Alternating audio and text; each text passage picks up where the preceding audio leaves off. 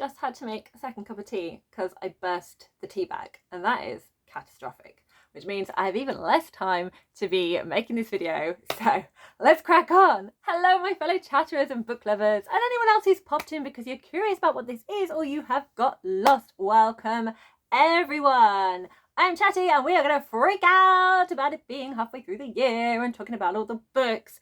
Although I'm kind of just going to be talking about January to May because June is taking me a really long time to finish a book. I'm just in the middle, finishing off May's and just in the middle. So it's basically my January to May. Anyway, waffling away. I'm going to make that waffle teeny tiny because I have very little time to film, less than an hour. I'm surrounded by books.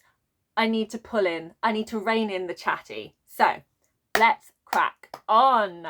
I have my tag teas. I'm doing my gimmick of pulling the tags out of the tea, but I'm going to be doing the questions in order just because it makes more sense that way. It is a Booktube staple. We are doing the mid-year freak out tag. Thank you so much to the original creator. If you are interested in seeing that original video for a slice of history, it will be linked in the description box down below so you can go and explore all of that. I believe it is Earl Grey Books. So thank you so much because we love doing this tag and I love watching this tag. So the first from the tag of tea is, what is the best book you have read in the first half of the year? Let me just do a little disclaimer. So I did the New Year freak out because I love doing this tag so much. I decided to do one for the second half of the year last year, and I made my tags, but they are all for that one. So if I slip up and say second half, please ignore me. I mean first half of the year. Anyway, best books. I have my handy dandy notebook because it's very important because I cannot remember everything. And this video is basically the video where I might be surrounded by books, but I'm mainly talking about books that I don't have and can't show a visual reference for. So one of the books that was my favourite this year was Know My Name by Chanel Miller. I know, I'm talking about a non-fiction book as one of my favourite books. I am very shocked by myself. But it's incredible. This book, it's a very hard subject to read about, but it's amazing.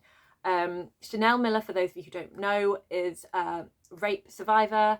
She was raped on college campus. It was very sort of big in the American news, and she did not back down. And she did not, she did not say, she was basically kind of fighting about the way victims are treated, and how they're almost treated like they've got to justify themselves and almost treated like they're on trial. So it was one, horrific reading about her experience and kind of the long-term effects that's had on her. Two, it was horrific seeing the law system and how that was done, and just how much kind of money and privilege and media all plays a part in this, and people's prejudice. And it was just so incredible to read about. I read this as an audiobook. I definitely want the physical book, but I read it as an audiobook, and it is narrated by Chanel Miller, and her voice is such a lovely voice. And I think it's so special when you hear the author narrating their own story, because you get a sense of their emotion through that as well. And I can't believe how difficult this must have been to write about, and two, how hard this must have been to read. But I so appreciate that she did this, and that she has given this to people to read, to help us understand more, to appreciate our privilege, to rethink about how we think about society. I cannot tell you enough. Everyone should read this book. I cannot stress enough just how incredible it was. The second book is sort of a magical realism book, and that is, I did not put the author down. So again, apologies everyone. We are full chaos. I have not got time to make sure I've written everything down. We're just going for it because I don't actually know when I'm going to be able to film this otherwise. So my other book that was one of my favourite books this year was Lonely Castle in the Mirror. And the author of that book will be in the description box along with the Storygraph link, so you can go and see it. But they are a Japanese author, and this book was incredible. I also have to do a special shout out for Tiffany from Towering TBR, who suggested this book to me. She chose it as my One Ring book, and she was so right. It has been on my list. I have been wanting to read it, so I'm so pleased I was pushed to read it by her because it was amazing. And I can't pinpoint exactly what it is that was amazing, but you know when you just fall in love with the book and you just don't care. Just don't care. You just love this book. And it was just very immersive into the characters. It is slow paced, kind of like a slow burn, but it deals with themes of sort of loneliness, of found family. There's sort of like a mystery. It's quite whimsical. It deals with bullying. It deals with kind of bravery, and it was just such a heartwarming, beautiful read. And it is another book that I want to own. I really want to get a beautiful copy of that book because that's what I like to do when I'm in love with a book. I need to have a beautiful matching appearance of that book. But it was just incredible. The book that I do have, so my third book that was one of my favourite books this year, so the middle grade, is See You in the Cosmos by Jack Cheng. And I think what's so special about this one for me was because, again, I just did not realise how much I was going to fall in love with this book. And it is just the emotion. I think that's what gets it for me with books. It's the emotions. If it gives me an emotional connection, I love that book. So I have such an emotional connection with the protagonist in here. It is narrated by Alex, who is a boy. I can't remember how old he is, but he wants to send his iPod into space. He's really into rockets. He's going to this rocket convention to launch his iPod into space.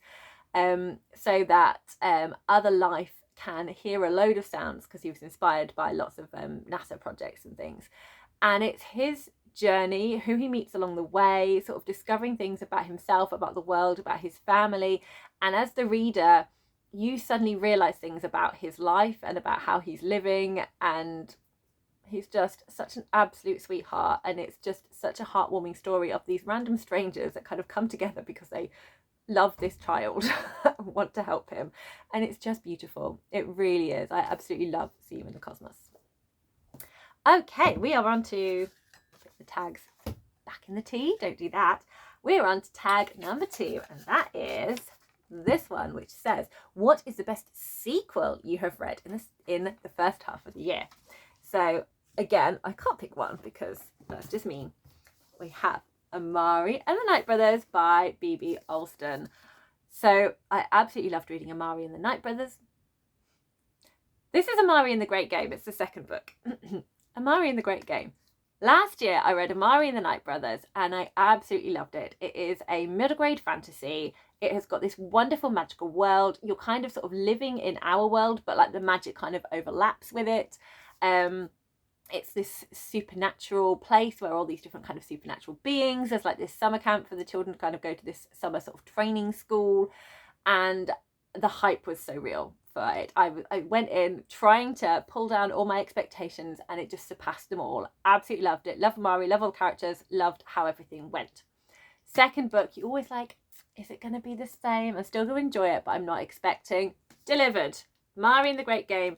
Absolutely delivered for me. I still had a wonderful time with this book. We continued with the plot. What I really love about this series is there is definitely a huge amount of prejudice. There is sort of Amari, being a black character, deals with racism in the real world, but also within the supernatural world, she has to deal with the prejudice of people mistrusting who she is because of things that have happened in the past. So she's got it from both sides. Her character is so strong. Her found family that she's created in here is amazing. And she puts herself through a lot. And it's just such a beautiful story. And is one of my favourites. We've only had the 2 books, but I feel very confident in B.B. Alston now that Amari is going to be one of my all-time favourite fantasy series. Along with, I also read Hollowpox, which is the 3rd book in the Nevermore series by Jessica Townsend, and this was another fantastic sequel. This is the 3rd book in the Nevermore series. Hollowpox, The Hunt for Morrigan Crow. I had been trying to read this for such a long time, and I think just like trying to find the right place where I could just enjoy it and devour it, and I got to buddy read it with my mum, and it was incredible, and I cannot wait to reread this. Come on to that in a moment. But again, this other installment, the world has got darker. Again, we are dealing with prejudice. I think that is one of the like tropes I really like. I really love having a protagonist where they kind of have to deal with people disliking them. I'm sure there's a better way of putting it, but that's all I've got right now for who they are and where they come from. And I just love Morrigan. I love her fan family. We've got such a wonderful, detailed, magical world. It is gorgeous. So if any of that is your vibe, please read Nevermore. Please read Amara. You're going to have a wonderful time. Okay, non-middle grade sequel now. I have a sci-fi, an adult sci-fi, and it is the Binti series. So best sequel, I love the Binti trilogy. I've read the Binti trilogy plus the little short story Sacred Fire this year, and it was amazing. And it feels, I can't believe I've read it this year. It feels like it's been a while. I was lucky enough to start reading this with the wonderful Courtney from Tangible Reads, and we had such a fabulous discussion about Binti. I would love to, again, Courtney, to have a discussion with you about the whole trilogy because it was incredible.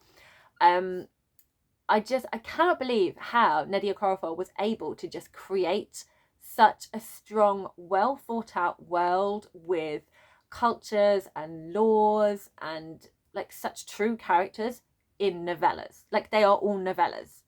It's amazing, absolutely amazing. And the themes that were explored in here were just astounding. Again, we have characters mistreated because of their social slandering, their cultural, their race, their heritage. Like there is so much in here, and it's such a reflection of how we are in our world, which is why I really feel this is why fantasy and sci-fi books are so powerful. They're often dismissed as just make-believe, but it is holding up a mirror to our world and going, look at yourselves.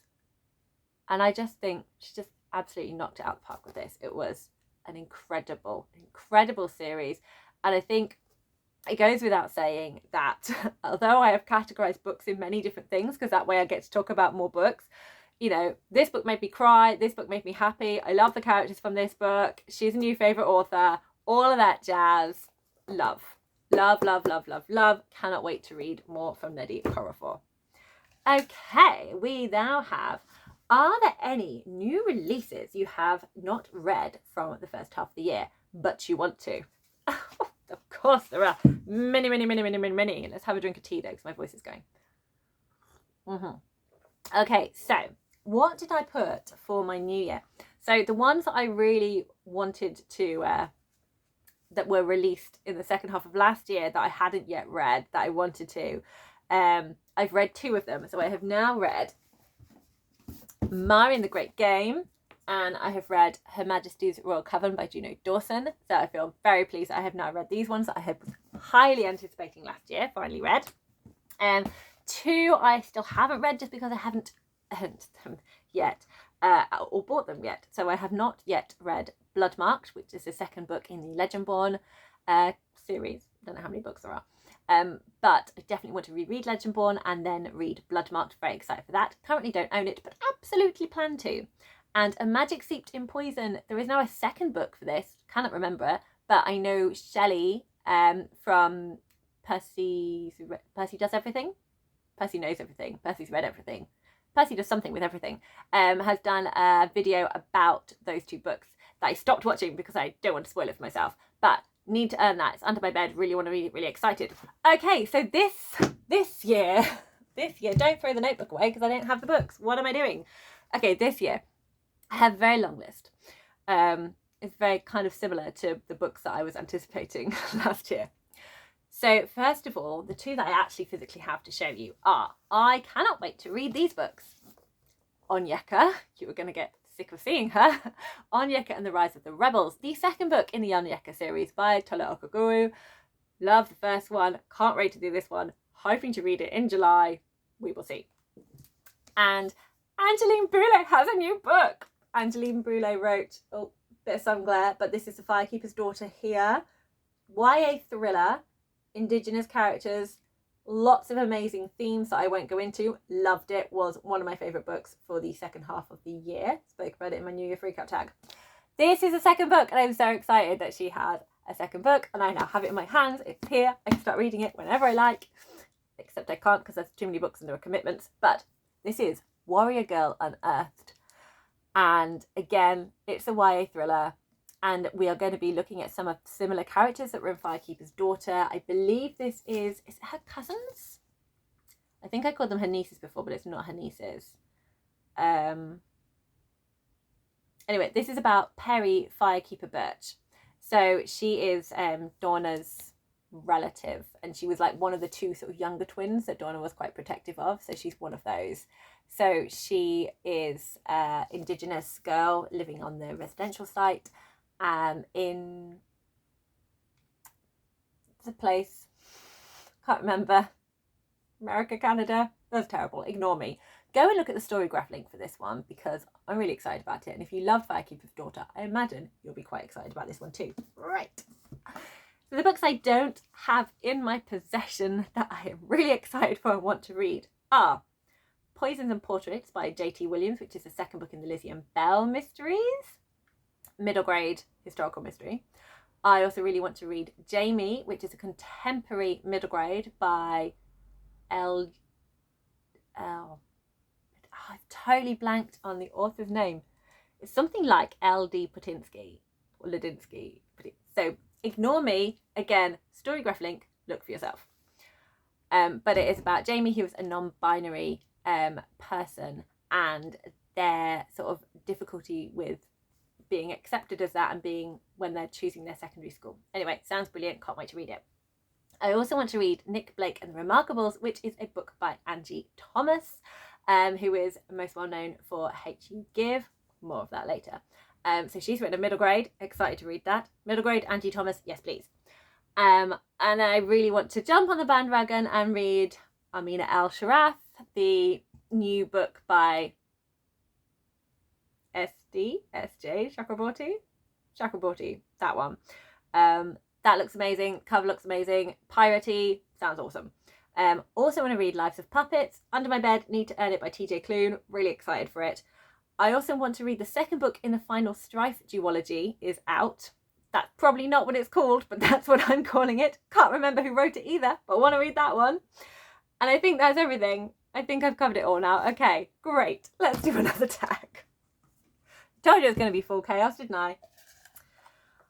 Okay, tag number 4 is, what are your most anticipated releases for the new year? No, there we go, see I'm making it up already. What are your most anticipated releases for the second half of the year? So looking at sort of June-ish and onwards. And obviously I have none of these because they've not yet been released. So one that I have pre-ordered, which I am due, I think it's literally just come out, is The Shadow Cabinet by Juno Dawson, which is the second book in the Her Majesty's Royal Coven series, which is an adult fantasy, sort of urban fantasy, witches, government departments, and it's so much more than that. And I cannot tell you what about it makes it so amazing because it'll be massive spoilers, but I am beyond excited for that book. I'm also really excited for a non-fiction book, which is The T in LGBT by Jamie Rains. So Jamie Rains, if you don't know, is a YouTuber. He's a trans man and has documented like his trans journey, but also has like done a PhD doctorate in sort of gender studies, and has such an amazing channel. Sort of like some of it's really fun, it's all really supportive. He's such a wonderful advocate for LGBT plus and just being nice to people, and him and his wife Shaba are just the like sweetest couple. They are #relationship goals. So when he said he was releasing a book and it is part memoir, part sort of like self-help and like information giving on what it's like to be trans, I was like, need that in my life. So I am so excited for that one. I think it is pretty much out any day now, so go and have a look. I'm probably posting stuff about it. And then I want to read, or I'm excited for, coming out. We've got one. Yes, there's one in July, so it's a middle grade, and it is by P. Jelly Clark, who is, I think, probably most well known for the novella Ring Shout, which I haven't read, but I love his Master of Jinn series. He's done a couple of novellas and one novel in those worlds, and it's just wonderful. So I can't wait to read a middle grade by him. It sounds fantastic. I think it's got sort of like African mythology in it, and it just sounds brilliant. Again, storygraph link, go and check it out. I'll come on to those in a moment. What's the next one? Is it September? no, August. Okay, August. Shelley Parker Chang is releasing the second part of the duology. So Shelley Parker Chang wrote She Who Became the Sun, which I really, really loved. She has now releasing He Who Drowned the World, so we get to see what happens in that story. It is a fantasy, but I'd say it's very much more like, reads like a historical with like magical realism elements. This one might be more fantastical because I felt we were just starting to get more of the fantastical side at the end of She Who Became the Sun. But when you start reading She Who Became the Sun, it really does read sort of more like historical fiction. But it's set, I can't remember exactly, but it's either like inspired by Chinese history or kind of set in a certain period in the history of China. But the writing is incredible, and the historical detail and the immersiveness in it is wonderful, and I love the protagonist so much. What else on my list? Okay, so there are two that I would have been really excited for coming out in like July and September, but they've been pushed back to next year. So I was really excited about Xiranjay Zhao's The Heavenly Tyrant, which is the follow-up to The Iron Widow, but it's not coming out now until the 30th of April 2024. So gotta hold on a little bit longer to read that one. Also, so upsetting. This is, I think I'm getting quite distraught about this, but you know, I will get over it. I will get over it because I think it's very important that the author writes the book she wants to write, and we get the best possible version of the book. And I think, I could be wrong, but I believe like she had some sort of like illness, or there was a reason why this book got pushed back. I am holding up Hollowpox at the moment, for those who can see, and I'm talking about Silverborn. We thought we were getting Silverborn last October. It got pushed back. We thought we were going to get it this year. It's been pushed back to 2024. So I was hoping to reread the Nevermore series, ready for Silverborn, but it's not going to be happening this year. I'm still excited for that. We'll just hold it back for another year and it'll be okay. And when it comes out, I have no doubt it's going to be amazing. So good luck to Jessica Townsend. Good luck to Xiranjay Zhao. Keep writing fantastic stories. I appreciate your work and I will read them when you publish them. But I am sad because I really want to read them now. But then I want to read everything now. So there we go. I do have more. I know it's like, which book or one book? No, you're getting everything. This is like my diary gush vlog, okay? Read that one on, yeah, so it's just two. Okay, so we're on like September. Oh no, there was another one in July. So the other one I'm really excited about is The Sun and the Void by Gabriela Romero La Cruz. I put her name in there, which is a adult fantasy, and it is it Latinx inspired? Can't remember whether it's set or if it uses, I think it uses sort of like that kind of mythology as far as I'm aware, but that is due out on the 25th of July. So I think that sounds incredible. I cannot remember exactly the details of it, but it's high fantasy, sounds epic, really excited. I'm also really excited by the whimsical fantasy Upon a Frosted Star by M something Kuznia. She's Maria Kuznia for her middle grade, but she's I think it's M.A. Kuznia, I think, for her YA/adult. I loved Something in Midnight. It was a Nutcracker retelling winter fantasy that I loved. And this is another book that she's done. Really doing a great job of selling these books today. Sorry, everyone. Anyway, Upon a Frosted Star. I'm excited for this. It's coming out in September. I'm not giving up. You're just going to have to deal with this, okay? It's coming out in September. I'm very excited because I love her writing. She's really atmospheric. She does just such delightful worlds. Like, her middle grade is also wonderful as well. I really enjoy like her world building and her characters. It's just so juicy. It feels like she's laying out a feast for you to eat.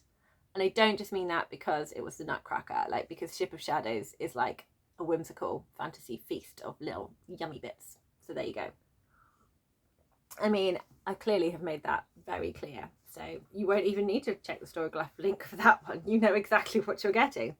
The final one, and then I will move on to the next tag, is The Snow Girl by Sophie Anderson, coming out on the 26th of October 2023. Sophie Anderson, adore The House with Chicken Legs, read this year The Girl Who Speaks Bear, also adore. She is wonderful and I cannot wait for this one. This sounds amazing. I've got 2 other books. They're more like companion novels, so you don't have to read them in a particular order, but I want to. So I really want to read her other books and then be able to read this one sort of around Christmas time because I think it's going to be so magical. She writes really kind of like folk-tale-y, sort of like mythology retellings so well, and it's just so warm and cozy and beautiful. Yay, we can go on to the next tag. Oh no, I was going to kind of like update you. So all the books that I was anticipating and really wanted to read, they've basically just rolled over to ones that I haven't yet read that have been released this year, apart from Rainbow Grey, Battle for the Skies. I read this one by Laura Ellen Anderson. This was one that I was really anticipating and I've read it and it was wonderful. Loved it. It's just such a cozy world. It's so adorable. It's so cute. It's so magical. And I really enjoyed this one. So, tick. Okay, on to less gushy moments. Question 5 from the Tag of Tea is, what is the biggest disappointment for the year so far? Oh, I have one. I'm quite lucky. There was only one. There's another one I could have put in there, but I kind of thought it was probably going to be a bit bad, so I haven't. But I had high hopes for Violet Made of Thorns by Gina Chen, because look, how beautiful is this cover? We have a sunset, we have flowers, we have ombre edges from the beautiful Fairy Loot edition, we have delightful under the dust jacket art of gorgeous rooftops, we have fortune telling, we have fairy tales, we have sort of twisted on its head political. It was a bit of a mess. It started off very strong, angry kind of character, a sort of love to hate kind of relationship that never really sold me on the love part. It was kind of like lust to hate more than anything. There wasn't enough love going there. 2 just completely not really communicating characters, fun more secondary characters that then kind of disappeared off. The plot kind of just totally got lost and I just didn't get into the relationship or like believe in the motives of the protagonists at all, and it just kind of went blip. So it was quite disappointing. So sad times, Violet Made of Thorns, but hopefully I will pass you on to people that just enjoy messy things. So there you go for those ones, but not yet because I need to keep it for a video. So there we go. On a slightly lighter note, on a much lighter note, we have tag number 6, which is, what was the biggest surprise from this year? And I've got 3 big surprises. So the first one I don't have because I borrowed it from the library. So again, I cannot remember the author's name, so I'm really sorry. But the book is Fierce Femmes and Notorious Liars. And it is a surreal magical realism book. So it's kind of, it's sort of like as though it's a memoir, but it's not a real memoir. And it's got sort of like a bit of whimsical, you know, at one point they're talking about sort of like helping to save mermaids on the beach. But it tells the story of a trans girl who leaves her neighborhood and goes into the city and gets this found family, starts discovering who she is, being able to express herself as her true self. But there is a lot of hate crime against the trans community, and they decide to fight back. And it explores kind of her journey, this community, and there's moments of kind of like joy in there and like whoop, and there's moments of sadness. And again, like I said before about mirror of society, you really get that with this one. Like, people don't care if there's a dead trans person like in a dumpster or on the side of the road. People don't care in our world. They don't care in the fantasy world. But because you've been living and breathing with these characters, it hits you more that like, this is absolutely shocking that we are not caring that people are dying. And I'm so sorry that this is the reality for so many people, and it's appalling. So this book did an excellent job of bringing that reality home, and of highlighting all of that. There were also some really beautiful kind of poems within it as well. So there were moments when there were bits of poetry within this and I really enjoyed that as well. And again, the emotions really shone through and the story shone through, and it was just, I was really interested to read it, and I thought it was going to be a really good book, but I didn't realize that I was going to enjoy it and have such an emotional reaction to that book. So it was a really big surprise to get that. So that was a really good one. On a much lighter note, oh, I didn't do that, did I? Did I do my little, I don't think I did my little teacup gimmick, did I? I was too busy trying to stop waffling. Anyway, cheers everyone, blink. Just knocked it over with my massive teacup. Stop bullying the little teacup. The next one, I kind of haven't done the video where I talk about it yet, but I'm going to tell you anyway, because not everyone watches everything, so I'm just going to put it in here. I was quite surprised. I read this for a project, and I started reading it and thought, oh yeah, it's kind of possibly better than a previous one I read, but it's not going to be great, and it's just going to be a massive eye roll. I actually surprised myself and enjoyed The House of Earth and Blood by Sarah J. Maas. What? I was not expecting to.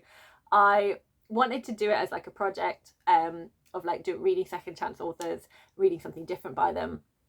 And I was just like, oh no, here we go. We have so much information that we don't need, and the characters are just, I don't know what's going on, and the story seems broken up weirdly. But actually, once she found the plot and was like, okay, I can just write what's happening, I actually enjoyed the story. I enjoyed the stupidness, the sort of chaos in the world, and I enjoyed the kind of, there seemed to be like political factions of different groups of people that liked each other and didn't like each other and didn't get on, and that was really fun. I enjoyed the kind of mystery element and sort of like this kind of sort of more police mystery going on in here. I enjoyed that. I enjoyed two characters getting to know each other. So there was a slow burn as layers of characters were peeled back, and we were not given a massive info dump of tragic backstories. We were actually given little layers that were revealed at set times. And there were moments in here where I cared for the characters. I actually cared for the characters and was interested and invested in what happened to them. There were moments when I'm like, what are you doing? Why are you doing this? Nope, that didn't work. But then we kind of went past that, and then I was invested again. So there was a whole cast of characters, and I started to care quite a lot for the side characters, and I enjoyed how it all played out, and I enjoyed how you kind of thought one thing about a character and then changed your mind on that character. I thought that was really fun. So this was actually really fun and a big surprise. However, the second book, people who love this one do not tend to enjoy the second one unless you're a massive Maas fan, I feel. So yeah. But this, surprisingly enjoyed it. Third book I want to talk about that was a surprise was My Pen is the Wing of a Bird. This is a collection of short stories written by Afghan women. And first of all, I think the way the book was created was just really powerful, because this was written when all of sort of like diplomats were starting to have to leave Afghanistan as the Taliban was taking over again, and they were reaching out to the writers. Some are still living in Afghanistan, some aren't, and saying, do you still want to continue? Are you safe?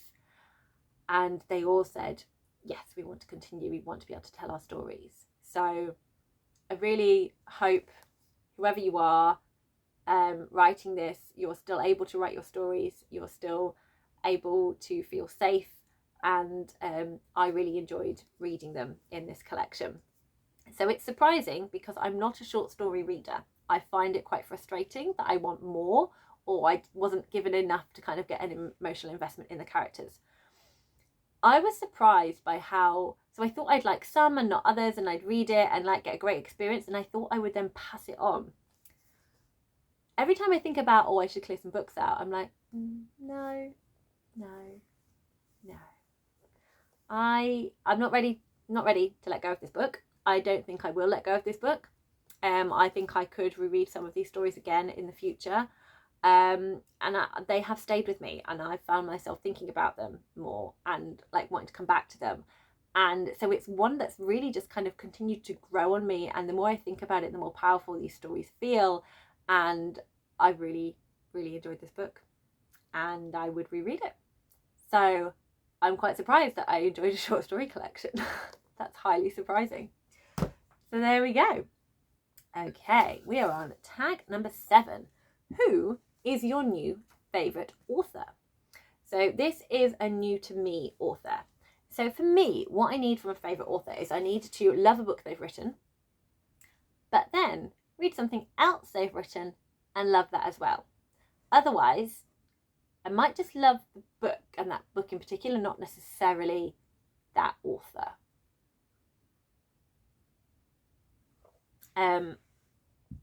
So there are many books that I have read where I've just read one and I'm like, yes, really enjoyed that, think you're great, but I need to read another one just to confirm that.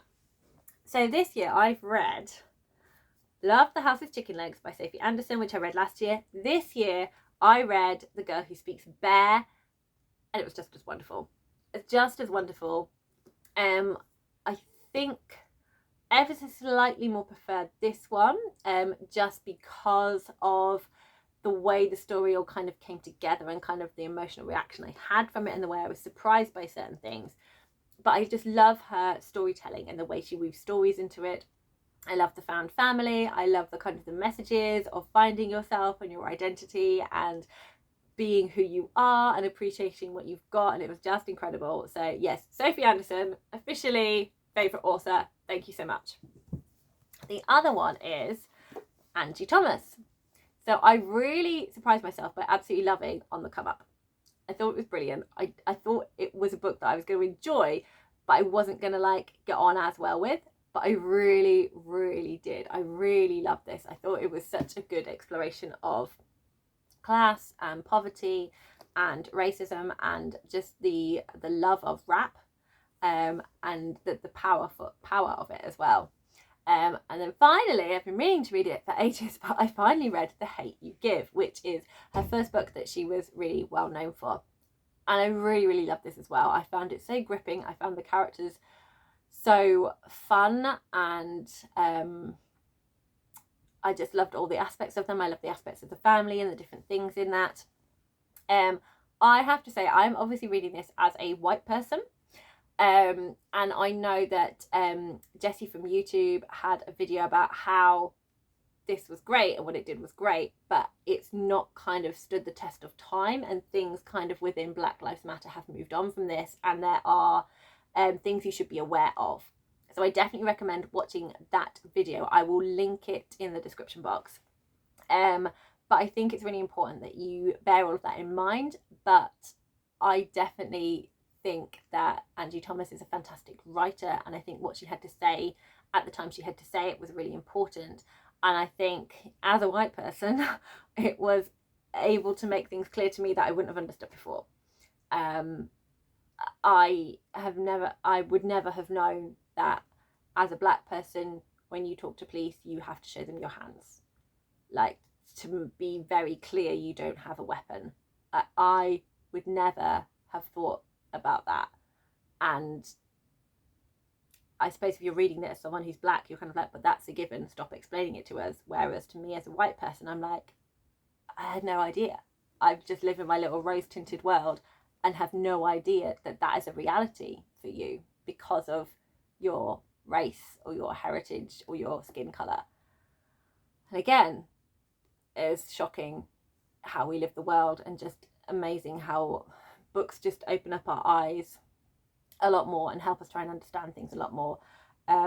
But from just a author writing point of view, I find her stories really gripping, her characters are really engaging, and I just read and devour them. So I really love Angie Thomas's work, and she is one of my new favourite authors. Okay, number 8. Are you ready for the cringe question? It is, who is your newest fictional crush? Now, I think I said before that I don't usually have one. Sorry, needed tea. So I always change it to a different question. I like to keep it in just because I enjoy the cringe factor. Last year I had Brashen. Brashen was my fictional crush because of all the amazingness of Brashen's character from Robin Hobb's world. And as much as I have loved characters in the Robin Hobb books, there's just not that not that spark that Brashen was capable of giving through those pages. So no crush this year, but lots of characters that I love in a friendly way.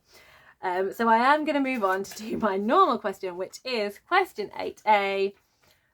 Who are your new adopted book babies / children?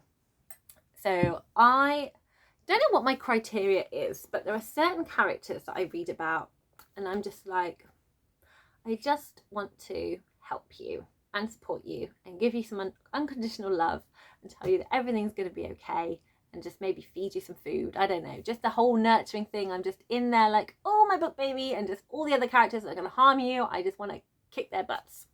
So I have a few. So from The Vanishing Half by Britt Bennett, I have adopted Jude and Reese, who are one of the cutest couples in here. So I just think their relationship is beautiful.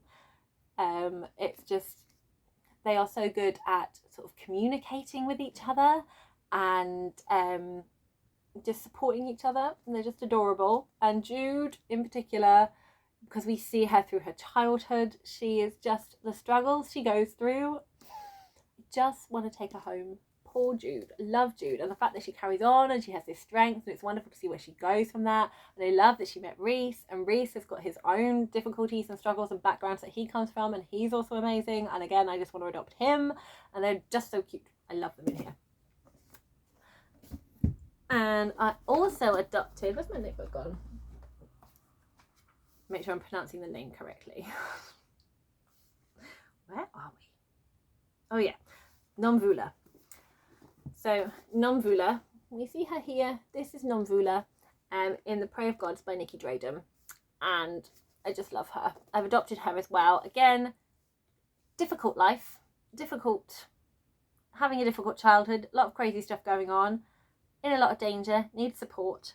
Luckily, she has other people to have her back, and I also love those other people that have her back in here as well, but I don't want to say any more because I don't want to spoil it. But Nomvula in The Prey of God by Nikki Draden, love her, adopted her.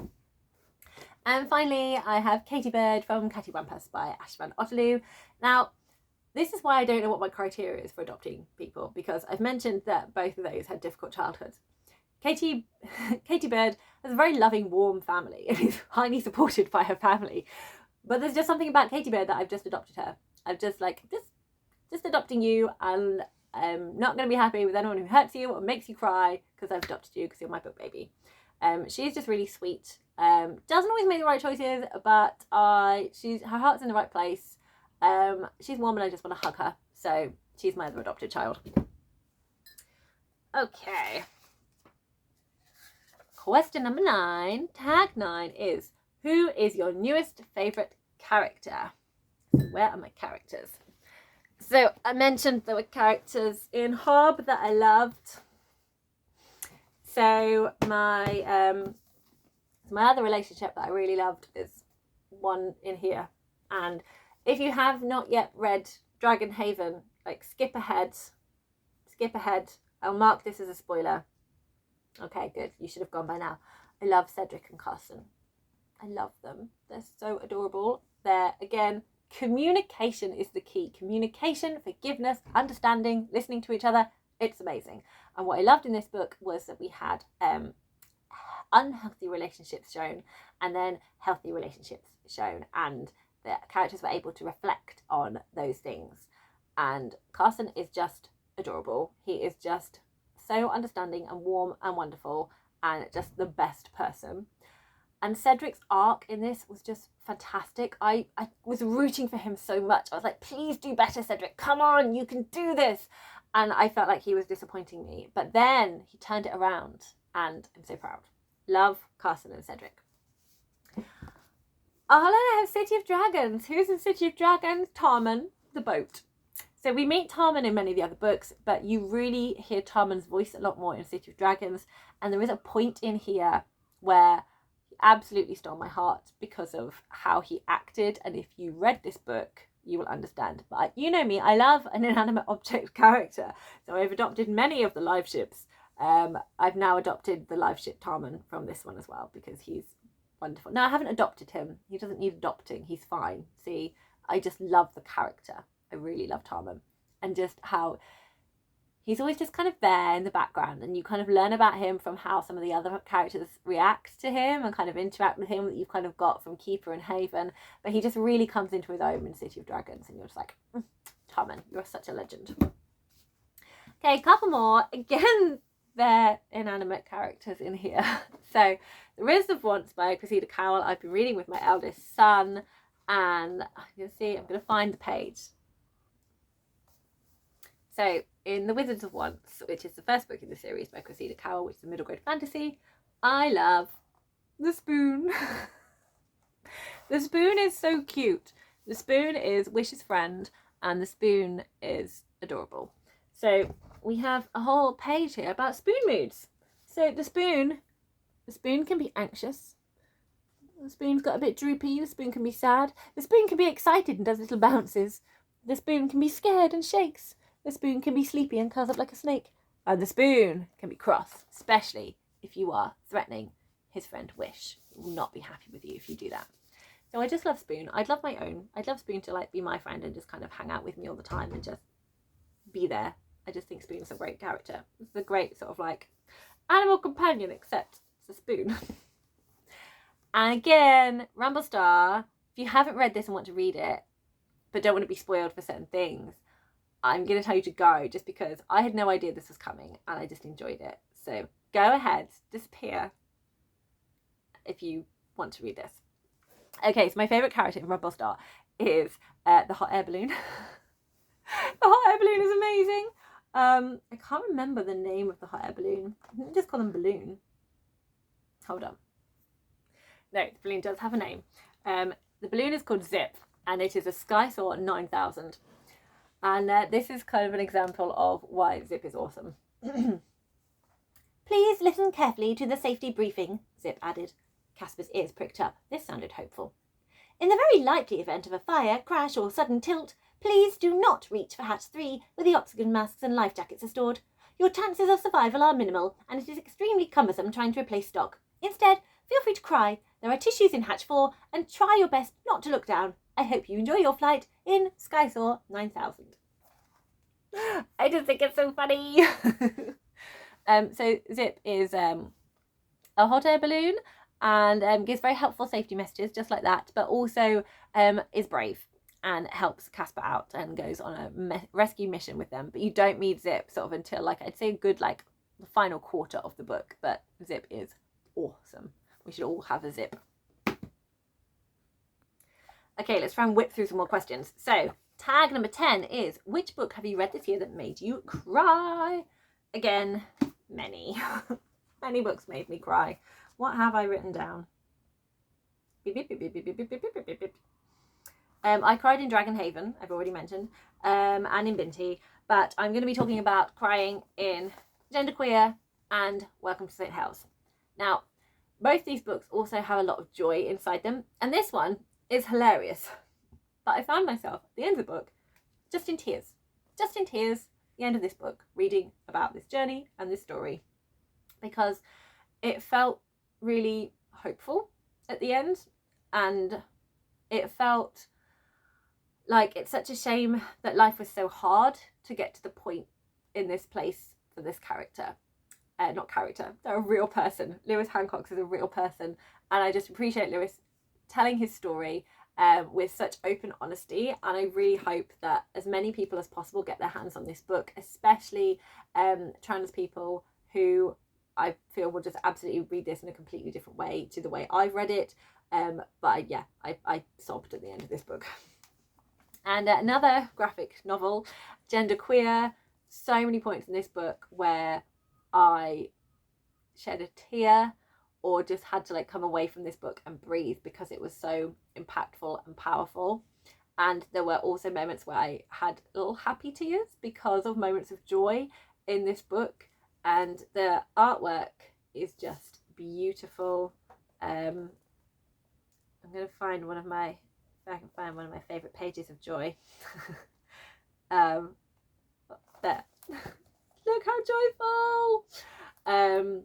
Just kind of about self-expression, and just kind of where Maya kind of gets to at certain points. So this is a graphic memoir by Maya Kabay about their journey to finding out who they are and feeling the kind of most euphoric about themselves. So yes, sad but beautiful, sad, happy tears in a way, as well as sad tears. In the opposite end of that, we have tag number 10, which is which book so far this year have made you happy? Yeah, happy. That was the wrong tag. There we go. Tag number 11, not 10. Which book did you read that made you happy? So again, I have many, many, many. But the ones I want to talk about are these three. So firstly, A Pinch of Magic by Michelle Harrison. Felt so happy reading this book. It's got an amazing adventure. It's got 3 sisters, and I love the sister bond in this.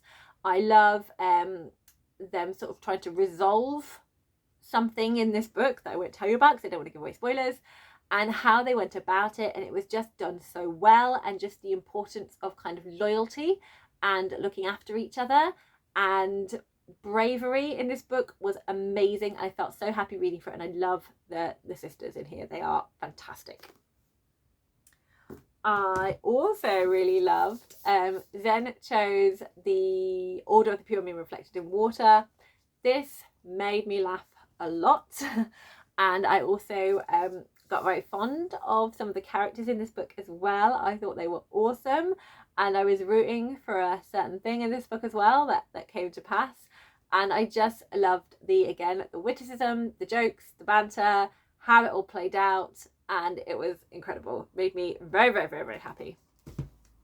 As did Her Majesty's Royal Coven by Juno Dawson, which I just can't put into words. I had the best time reading this. It was so much fun. There was friendship, there was the way things were explored, there was really fun magic systems, and there's something in here that happens that I can't talk about because it's a massive spoiler, but the way that was handled was gorgeous, and this is just the beginning. I very much feel this is just the beginning, and I'm really hoping that I get all the epicness that I'm wanting from the second book because of how this book went. But I had one of the best times reading this and can't wait to continue. Okay, question. Stop putting the tags back in the T. Okay, tag T. Next tag is 12. What is the most beautiful book you have bought or received this year? So I'm not going to do a full-on showing of the books because I have done that in my book hauls. So I have Spice Road by Maya Ibrahim. I've mentioned this book quite a bit this year. It is beautiful. It is a fairy loot edition. It is in my winter book haul if you want to look. Yes, it's in my winter book haul if you want to look at it in more detail. Also in my winter book haul, it's coming. It's wiggling slowly out, which I will link up here, is Tress of the Emerald Sea by Brandon Sanderson. This is just a gorgeous, gorgeous book. So do check out the winter book haul to see it in more detail because I'm trying to be quick. And the other one is Goodnight Mr. Tom, because it's in this beautiful puffin classic. I love the colour, I love the hardback, I love that we have the characters in this silhouette here, and it just gives me joy, and I like the size. It's just kind of smallish, and it really feels nice in my hands when I hold it, and the pages are all soft. Okay, next tag is tag number 13, which is, did you read the books you said you should? No, that's the wrong one. What books have you got to read by the end of the year? Well, I have got a lot of books.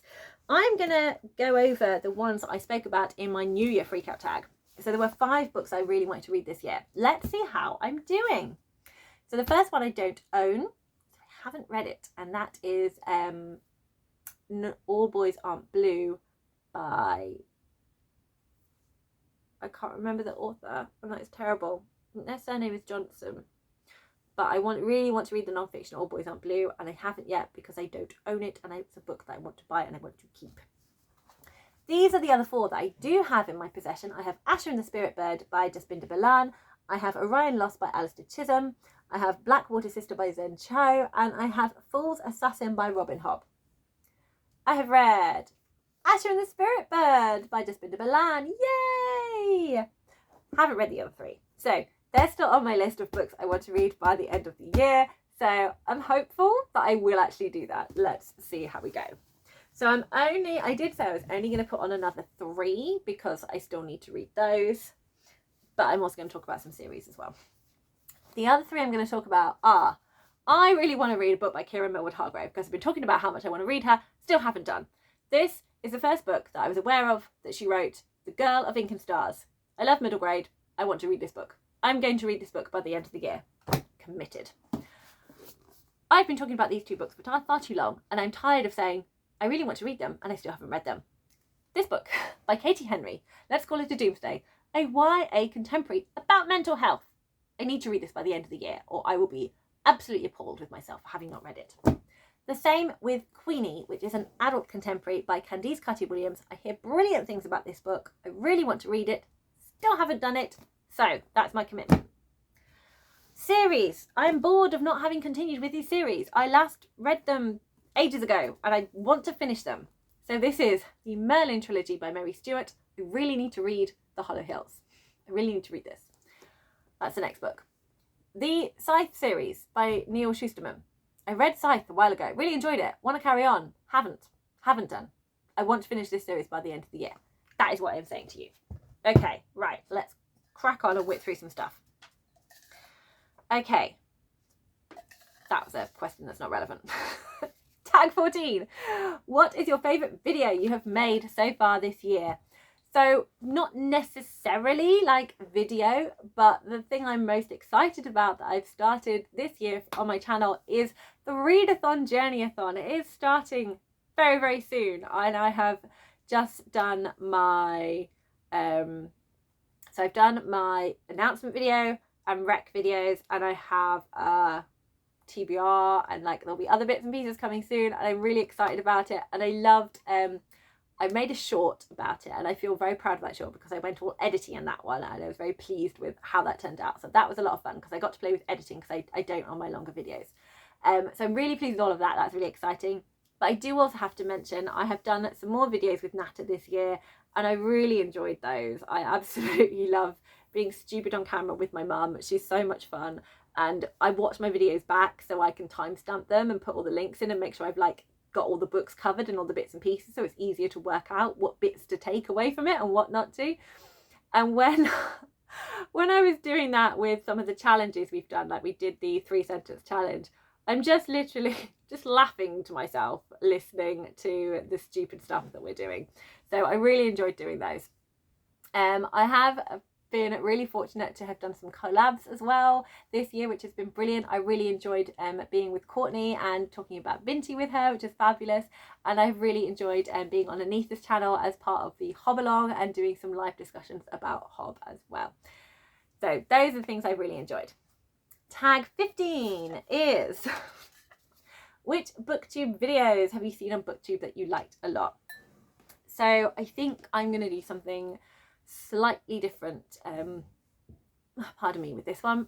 So I'm going to talk about a channel, and I think if you've kind of been on this corner of Booktube, you know what I'm going to say, but I'm going to talk about the channel Pax Panic.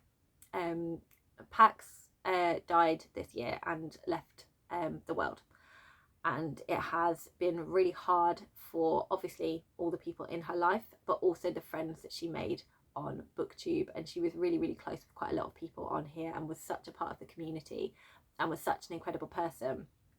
And not only has it been wonderful to see all the tribute videos to her, which have felt, although they're quite hard to watch, I think like you have to kind of watch them in like little bits and starts, like knowing like how you manage with emotions and things like that.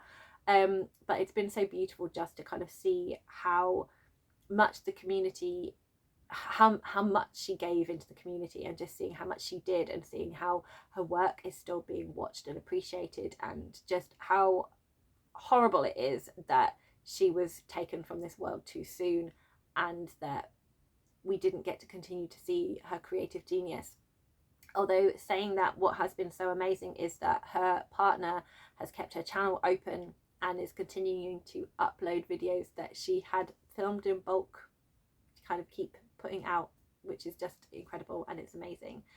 So if you have not yet discovered Pax Panic, I am linking her channel in the description. Please go along and see her videos. I am going to link one of her earliest videos, her vlog, so you can just see the warm, wonderful person that she was. And I'm going to link her Pax Panic tag because it was so fun. It was such a wonderful tag and she's just so creative with it. And I'm going to link one of her newer videos where she is doing her Pax poetry. There are also so many wonderful creators on here who are keeping her memory alive by all the different things that they are doing. So go on her channel, go and look at all the things that are still happening, and just appreciate the wonderful creativity and the community spirit that is such a big part of Booktube. And finally, I am going to go tag your it. So if you, it's really hard to kind of change. I've gone from being crazy about books to being quite soulful talking about someone who has left us. So it feels a bit strange, but I'm gonna try and move on. If you have not done the New Year Freakout tag you are it. I would love to hear your answers to all of these questions. So regardless of whether or not you have a Booktube channel, please feel free, fill in the answers to these. I would love to hear what new things you've discovered this year, what has been some of your highlights and lowlights. I would really enjoy hearing about all of that. So please stick around and have a little chat. That would be awesome. If you do have a Booktube channel and have not done this tag, then you are absolutely tagged, and I would love to see your mid-year freakout. I have got a lot of backlog of video content to watch from all the wonderful creators out there, and I look forward to seeing what they're all freaking out about. So that will be lots of fun. Thank you so much for watching. It's been wonderful as always to be able to share the books I love with you and to engage with you. So thank you so much. Happy reading, everyone.